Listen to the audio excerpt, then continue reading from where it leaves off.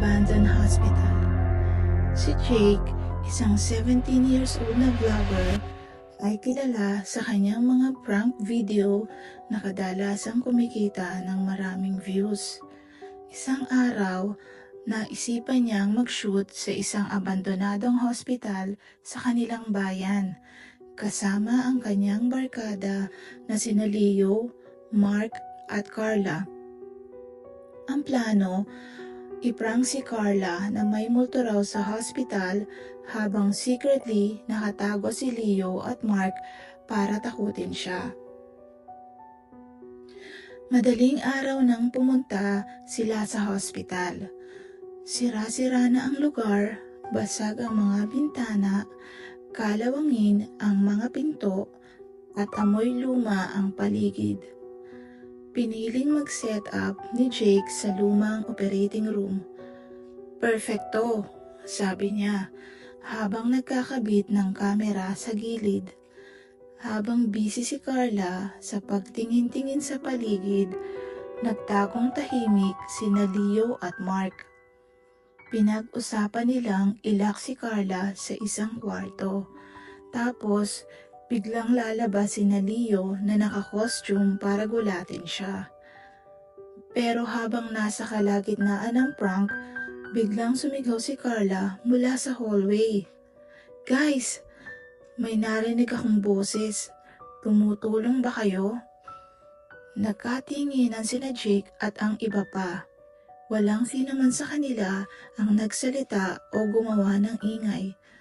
Sinilip nila si Carla at nakita nilang nanginginig ito habang nakatayo sa gitna ng madilim na pasilyo. "Uy, prank to, no?" sabi ni Carla. Nangingiti pero halatang kinakabahan. Ngunit walang sumagot, sa halip may biglang pumatak na dugo mula sa kisame. Napatingin silang lahat sa itaas at nakita ang isang sulat na nakaukit sa dingding. "Hindi kayo welcome dito." Akala ni Jake gawa iyon ni Leo o Mark bilang dagdag na scare tactic. "Ang galing, guys!" sigaw niya. Pero nanlaki ang mata niya nang makita niyang parehong nasa tabi niya ang dalawa. Walang nakakaalam kung sino ang nagsulat noon. Bigla, sumara ang mga pinto ng hospital nang sabay-sabay. Nagpanik sila at tinangkang tumakbo palabas. Pero hindi na gumagana ang mga exit. "Labas na! Tapos na ang prank!" sigaw ni Jake. Pero sa halip na sumagot ang kaibigan, narinig nila ang isang mabagal na yabag mula sa dulo ng hallway.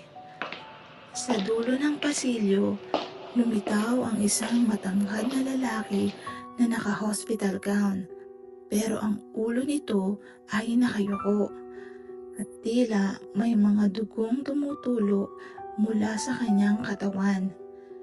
Nagsigawan sila at nagtakbuhan pabalik sa operating room kung saan iniwan nila ang mga gamit. Pero pagdating nila roon, lahat ng kamera at ilaw na iniwan nila ay wasak na. Parang pinaghahampas ng kung ano. "Prank ba to?" sigaw ni Carla. Umiiyak na. "Hindi ganito," sigaw ni Leo. Isang malamig na boses ang umalingaw-ngaw sa buong hospital. "Kung gusto niyong mabuhay, mag-iwan kayo ng isa." Nagtinginan silang apat, nanginginig sa takot. Hindi natin to gagawin," sabi ni Jake. Pero biglang hinila si Mark ng isang makapangyarihang lakas papunta sa madilim na sulok. Nawala ito bago pa sila makalapit. Sa huli, nakalabas ang tatlo, pero hindi na nila natagpuan si Mark. Nang balikan nila ang mga footage sa camera, nakita nila ang isang frame kung saan si Mark ay nakatayo sa likod nila. Ngunit ang kanyang mukha ay maputla at ang kanyang mga mata ay itim. Mula noon, hindi na sila bumalik sa hospital, pero tuwing gabi may natatanggap na tawag si Jake sa kanyang telepono. Kapag sinagot niya ito, naririnig niya ang boses ni Mark. "Bakit ako ang iniwan niyo?"